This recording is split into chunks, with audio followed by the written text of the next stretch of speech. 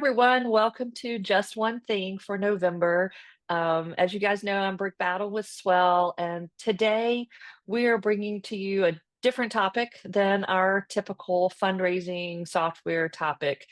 It's been a long year for our nonprofit clients and friends, and as we headed into end of year, beginning of 26, wanted to put together a program to help fill you up and help you lead your teams and help yourself, and one that's really focused on wellness and mental health. And today I'm so excited to bring a great friend of mine, Rachel Fry, into the call.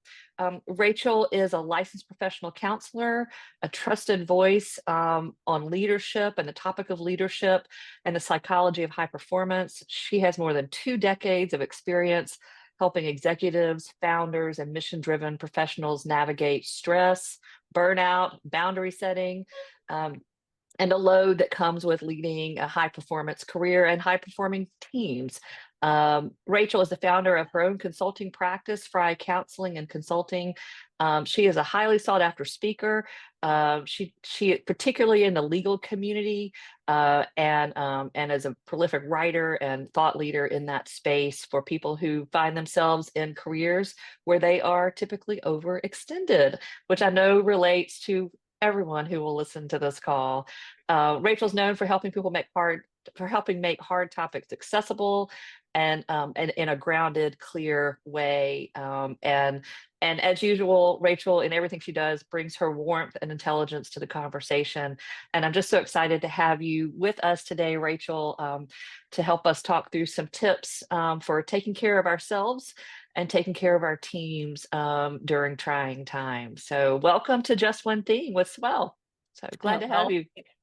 thank you. Really excited to be with you today and to talk about this. And yes, it has been a long year, and I know for Mhm. a lot of nonprofit leaders, every year kind of feels long when you get to this point. But I think this year in particular, there's been a lot Mhm. of extra challenges and stressors, and people are feeling the weight of that a little bit. That is so true. That is so true. And when we spoke yesterday and prep for this, we know that not only are our nonprofits feeling the macro effects of what happens is happening in the world, we tend to be very empathetic, heart forward people, and so we struggle with what's happening outside our organizations as well as what might be happening inside the organizations, which hopefully we'll speak to a little bit how to maybe compartmentalize. I don't know if that's recommended. That's why you're here, Rachel, to tell us what to do.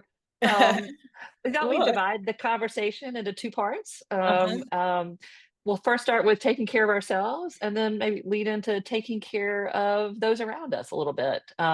So just as we get started, what are some steps that a person can look for to avoid burnout and to create some stability and maintain their mental stability in tough times?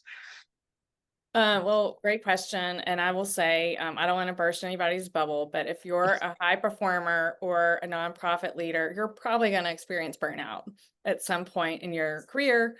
If you haven't already, you probably will at some point.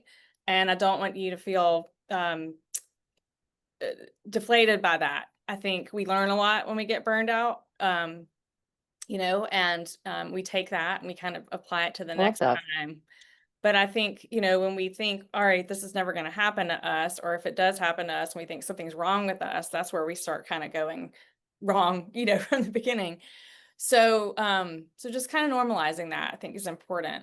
And then understanding the concept of burnout, right? Is when burnout happens when our demands are too much for what we have to give. And as you Mhm. all know, people don't go into nonprofit work because they don't care, right? They go into nonprofit work because they have their heart and soul in it. For the most part, they believe in the mission.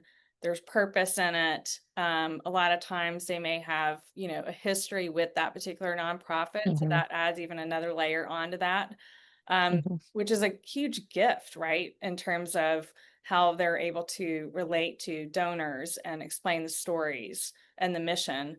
But there's also this other side to it.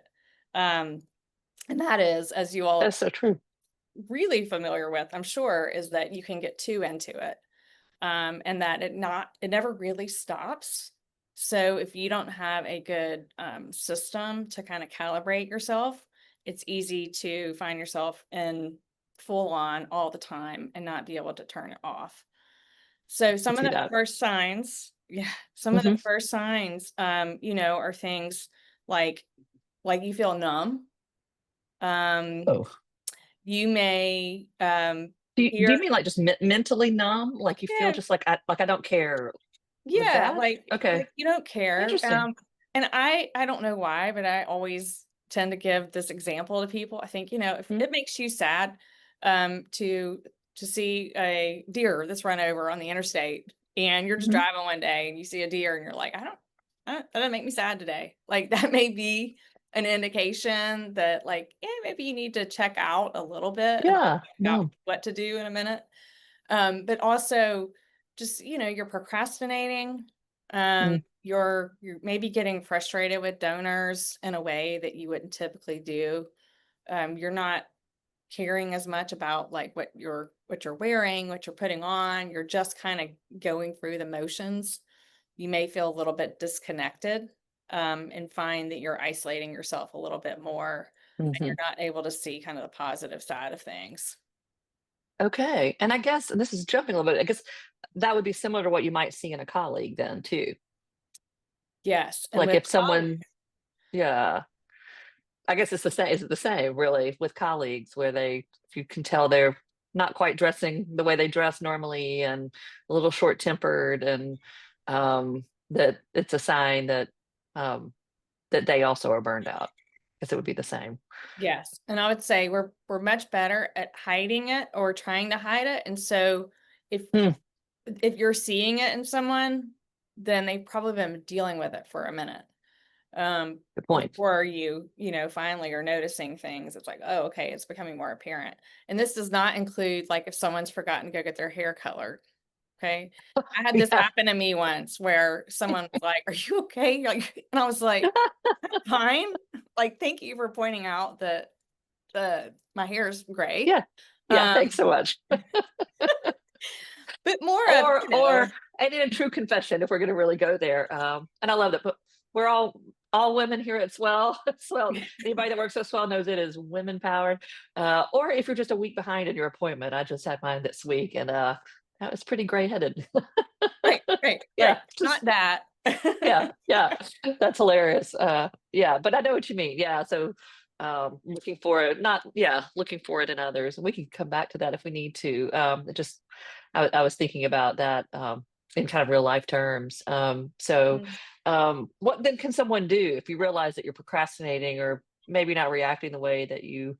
Are these hard to see in yourself? I would think that this is a hard thing to recognize in Yeah, yourself. so hard. Um, So hard. yeah, And a lot yeah. of times it is a friend or a spouse that Hmm. says, "Hey, is everything going okay?" Or they notice Hmm. you're more irritable and they're like, "What's wrong with you?" Right? Hmm. Um, Yeah. that's what we see because it is we're not great compasses, for Sure. ourselves in terms of Mhm. like, "Oh, okay, we need to slow down." Yeah, that makes sense. So when you do need to slow down, what would be the first thing to do? So, I mean, the goal, right, is to not to build up buffers to not get to that place. Mhm. And so I think like some things you can do to kind of buffer burnout are like think about having a routine, like something you Okay. do every day, whether that's, I don't know, you call a particular friend and you talk to them on the way to work, or you listen to a song that kind of like resets your mind a little bit on the way to work. Having a non-negotiable, like mine is I have to do 30 minutes of exercise, like something, even if Mhm. it's, some cheesy workout video in the basement, Mhm. that's like 20 minutes, like Yeah. whatever, just try to move. Movement is a big thing. Laughter, so being able to, talk to somebody or even just watch a video that's funny that makes you laugh. Like, I Mhm. always think about that, the video of the judge, or not the judge, but the lawyer that thought he was a cat, like, Oh, so funny. So funny. yeah, it's so funny. I mean, it still makes me cry laugh, when I watch Mhm. it.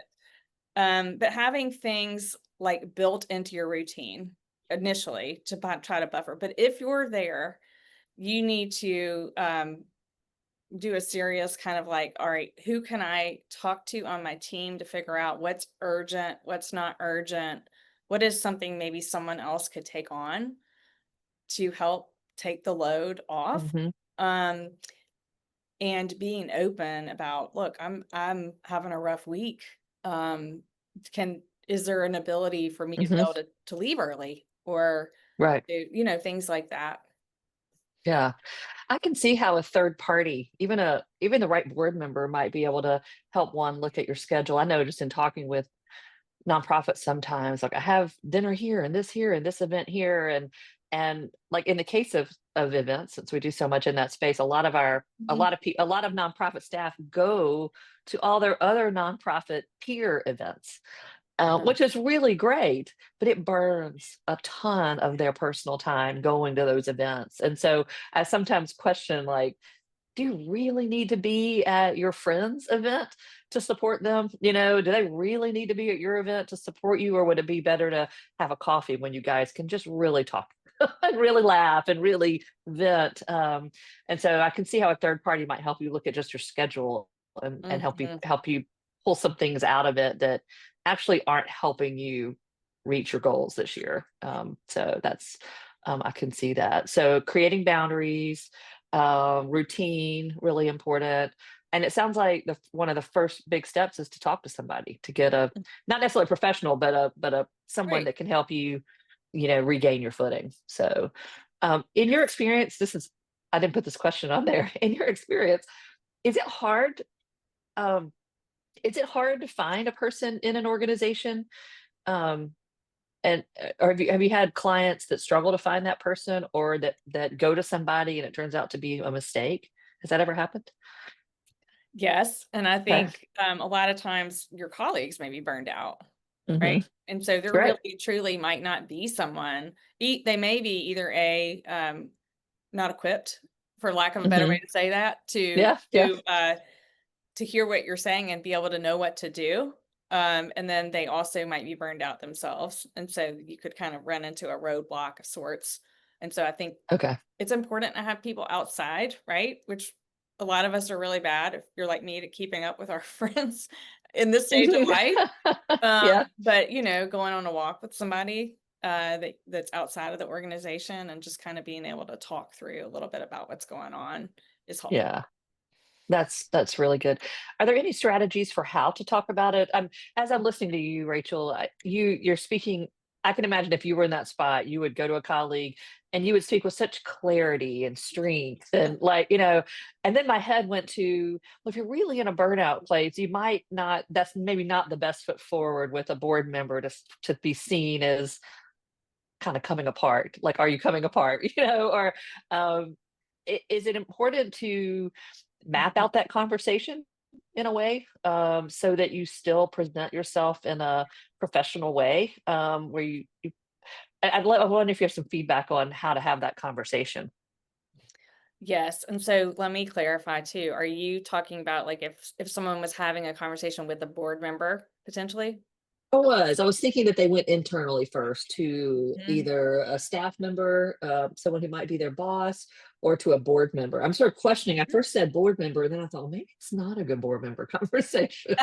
So Potentially, right? yeah, yeah. Um, If you're able to do it in a smart, clear-headed Mhm. way, then wow, you're gonna that board member is gonna be impressed with how you're handling the situation. If you're Mhm. not that person who can come at it with a strategic, clear mind, but a little more of a meltdown, then that might not be what you want to put in front of a board member. So I was curious about how to prepare for that conversation and Well, and how I to think it ensure would you still. depend. I didn't mean to cut you off. That's Uh, okay. I was gonna say, I think it would depend on the board member too in that Hmm. scenario, right? You might have a different relationship with one versus the other. But I think it would be, look, I'm realizing I need to take some things off my plate. I'm working on strategizing, coming up Hmm. with a strategy and figuring out what I can delegate, and those kinds of things. I think the conversation could be a lot more transparent with your boss than with the I do board too. member. And even with your boss, right? I think there's still this like still being professional. But also I always tell women, sometimes you're gonna cry. And that's Mm, okay. And that mhm, actually is the worst thing, right? Because when people start crying, they're like, "Oh my gosh, I gotta stop crying." It actually is a stress release to cry. Um, mhm. and so, I mean, there's this wonderful book, it's called Burnout: Unlocking the Stress Cycle, and it talks about, Oh, it's written by the Nagalski sisters, and it's one of my favorite references for crying because they talk about how powerful and the point of crying, right? It doesn't mean you're weak. Like your body is actually releasing stress. mm, Um, and working through the stress cycle, which burnout is when you get stuck in the stress cycle and you don't have a physiological outlet to let got it. out. So if you're talking to your boss and you cry, it's okay. It's okay, is what I'm saying. Um, Mm, but yeah, I think you'd want to kind of I always try to think about it when I'm working with people of like 3 bullet points, right? Kind mhm. of keeping it to the point. You don't want to run on and on, but you want to give them enough information where they understand like you're maybe not at your best. Um, so like, look, I realized I need to take a little bit of time off this week. Um, I I got this and this going on. Working on a new plan for those things. And then Mhm. you are talking to the appropriate person, whoever that is, about that plan, and then what the follow-up is gonna be. That makes sense. So, I already on a couple of occasions you've said something about taking some time. Uh-huh. Um, how important is it to take time? Oh, is it time away from the work, or is it time to regroup with the work? When you say time, how should one use that time away? Both ways, depending Both? on the situation. Okay, okay. I mean, Mhm. it's tricky, right? Because it's not always easy to just take time away from work. Right. Especially in a busy season like right now in fundraising season. It's kind of the end of the year. But even if it's like I'm gonna leave early on a Friday afternoon and give myself half that day, or I'm going to work Monday through Thursday really hard and then know that I've got Friday in place.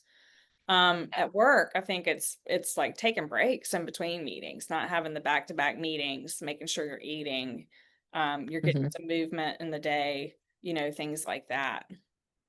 That's great. Those are great points. So movement in the day, taking breaks, eating, that's a great one, eating. We forget to eat Eating sometimes. eating healthy, yeah, eating healthy, and then would you say that I could see if you take that time recognizing what fills you up, so if back to your first point, like, if it's a Friday afternoon and you do take some personal time to regroup, then find someone to laugh with or find someone to walk with or whatever that is that fills you up, go find that and make sure that you don't just waste away that time. Because I was just thinking, like, if I wouldn't plop myself on the couch and watch television, I'm not gonna Mhm. feel better. I'm actually gonna feel worse at the end of that hour or 2, than I would have before. Even for me, that's just me. I would feel worse about myself. So do you need to be pretty deliberate in how you spend that time in order to ensure that you actually feel better, by taking it? Yes, but I also want to note this is not easy when you're Yeah, in that you're right. state, right? Good So point. it can Mhm, kind of feel like it's a forced activity that you absolutely don't want to do. mhm. Good And you're point. not gonna see the reward maybe until the Mhm. other side of it, right? Because it is Yeah, easier in that situation to go home and put Netflix on, yeah. and just kinda like, I'm just gonna go kinda veg out, and it fits in with that whole isolation, withdrawal piece, right? Mhm. Um, but I think it's just knowing, like, okay, here I am, and this is one of those things that I need to do. I need to connect Yeah. with somebody. Um, I have a little workout class I go to at the Y on Saturday mornings, and Mhm, um, and I work out with people I would never see anywhere else in my life. Right? It's this group, like it's like 3 men, and we are doing the mhm. circuit training thing, and it's so funny because we're like high fiving each other, and I I don't always feel like going to that class, but I feel so good after I go because of the connection Yeah. piece, Hmm, and so I think that's a really good point. making ourselves connect even when we don't necessarily feel like it's really important. Yeah, that's a great point. That's a great point. So most everyone we work with also manages other people, Mhm. as well. So, how would you translate that into helping a team or a colleague member maintain their balance?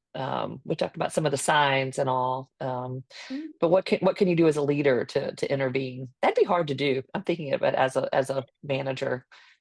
Um, It is hard to do, and I think a lot of people don't wanna be intrusive, um, mhm, and I would just say it's not. I think you're just being human, kind of. You're I think you need to bring it down a little bit with your expectations sometimes of, like, what is this supposed to look like? Like, you're not supposed mhm, to get this person to, like, a first therapy appointment, right? Like, right. you are Yeah. just having a conversation. You're just saying, "How are you doing?" Or, "Hey, you've looked really tired lately. Is everything okay?" Mhm, Or, I've noticed that you've been a little bit more frustrated when we are doing things. Like, is everything okay? Do you want to talk about it? And then kind of letting them dictate or what is the next step, right? And if they keep saying, "I'm fine, I'm fine, I'm fine," keep checking in with them because they're probably okay. not. Mhm. Right. That's great. You're right. It's just how are you in a intent with intention. Mhm. Like, yeah, how are you? And I would guess with intention looks like one on one in an office space, not just like how you doing. Like it with intention has some signals. So right, yeah, Yeah, that I could yeah. see that. Maybe not in the water Um, fountain. but yeah, yeah. Well, there's just particularly both being at Southern too here. It's you know people say how are you all the time, and people say fine all the time. Great. Yeah, it's not that they really wanna know sometimes, Yeah, right? you can Like, tell. You can tell when someone really wants to know when they that's really right. don't want to. Yeah. So how are you with intention? I like that. I like that a lot. If they do then start to talk to you, Mhm, what are some boundaries and some tips for that conversation? mhm, If there mhm. are any. I don't know that there are. Yeah, But there are. Well, and I yeah, think it's like yeah, you're not yeah, you're not yeah. trying to fix this, right? You're trying Hmm. to be kind of a channel for them to, A, just start kinda talking about whatever it is, and then B, it's like, "All right, well, have you thought about do you what have you tried? What have Hmm. you thought about trying?" And it may be like a work thing where you can all sit down and kind of look at everything that's going on and take some things off their load, and that helps a lot. Or it may be clear, like, "Hey, have you thought about going and talking with somebody?" Um, and in that case, that's where I think people get kind of like, "Oh, I don't know how to do this." It's like, your insurance, like looking at approved providers. Um, that's not always what's needed.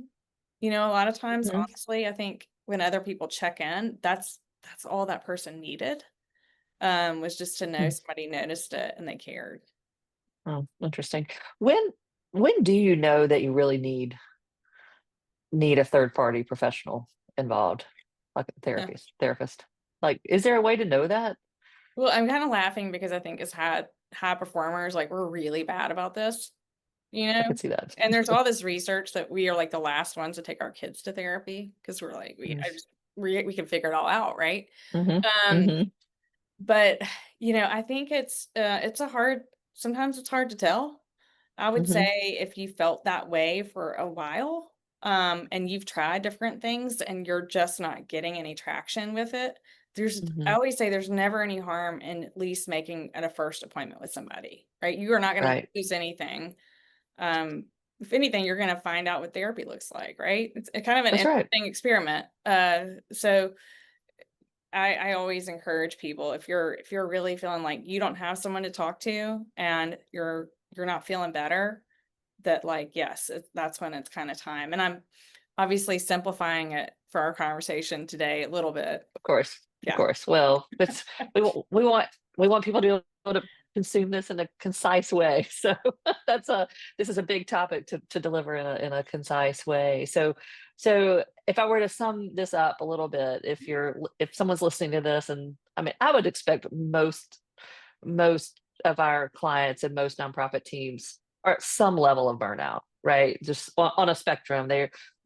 There's some level of fatigue and burnout, especially as one hits the holidays and this busy personal time too. And so, I heard setting boundaries. I heard recalibrating a schedule in order to help you keep you, help you keep yourself healthy, right? So, and having a conversation with a boss about recalibrating a schedule if necessary. And then looking for things in your day to, uh, I was thinking looking for things that you can do that sound relatively small, but as you pointed out, it's Mhm. hard to make yourself do those things when you're in a burnout space. So whether it's taking a walk, eating healthy, finding laughter, connecting with friends, and purposely putting those things into your schedule, um, to help you be the kind, yeah, to help you stay there. Is that if I were to wrap Yeah, up I and to think put it in so. a nutshell? Yeah, I think So, so, and I would add in, like, especially I'm kind of thinking about you talking about people going to other events, is, like, kind yeah. of look at it on a week-to-week basis. Like, Hmm. what do I have in me this week? Am I, like, in a red zone where, like, I can't add anything else on? Or am I, like, in a yellow where I'm, like, kinda maintaining? I'm not sure, I gotta get to Wednesday to see if I can do the thing on Thursday. Or am I, Hmm. like, in a green, like, "Yeah, I can do all of this week." Um, is really smart because it's not you have to be very mindful of how much energy you're, expending out when you're not your Hmm. best, right? 100%. That's so true. Mhm, And then for those who might be listening that have children at mhm, home, and I know that I know Rachel can relate. I remember in those years feeling like I had everything under control on Monday, and then something would happen. A child gets sick. Something happens to them during the school day. All of a sudden, we have tears at home at 6 o'clock at mhm. night, and that wasn't on my bingo card on Monday when I was deciding whether it was a red flag or yellow flag or green flag week. And I found I that was hard. That is hard to manage when you have these Mm, variables in your world that you don't control, like your children. So, and to just give yourself that space to right, to do what you need to do and skip that event, yes, um, sometimes skip you just that have event. to. You just have to skip it, and all. So, any closing thoughts that we didn't cover, something that you feel like we need to make sure someone knows before they close out this call? No, I would just kinda Other than good reiterate. luck. Yeah, well, good luck. Good You luck. got this. Yes, despite Mm, how it might feel, on the particular day you're watching this. mhm, But I think the main thing is just if you find yourself kinda getting close to a burnout, just to know, like, okay, this is not this actually can be helpful later on. This isn't the end of the world, right? There's nothing mhm, wrong with you. That most of us are going to go through phases of different iterations of that. And that there are things you can do, and it kind of helps you develop your overall system. I call like whatever your personal system, right? That you mhm. operate on Yeah, daily, weekly basis and figure out what needs to change, what's working well. And it's also going to be dependent on the season. And you may find that you need a very different system, like this time of the year, for example, and you right. build up more reserves than another time of the year. Yeah, that's a really, really good point. Really good point. And I noted that when you opened with it, that recognizing burnout is not a bad thing. Mhm. It's something to learn. That's the first thing I wrote down was learn. You said it's something to learn from, and I thought just giving us permission to feel how we feel, especially as high performers, is sometimes half the Mhm. battle, right? Once we get past 100%. that, we can then start to put the things in place to help us through it. So, Mm. Rachel, thank you so much for your time and your wisdom. And I wrote down the book Burnout. I'll put that in a link in on our notes from this call. And we just want to say to all of you out there who might hear, just take a walk, eat a healthy snack, find a friend and laugh, and a funny meme. There are lots of funny nonprofit jokes out there, if that's your kind of humor. So we just wish you well as you head into year end, and cheers to a strong 2026. Thanks, everybody.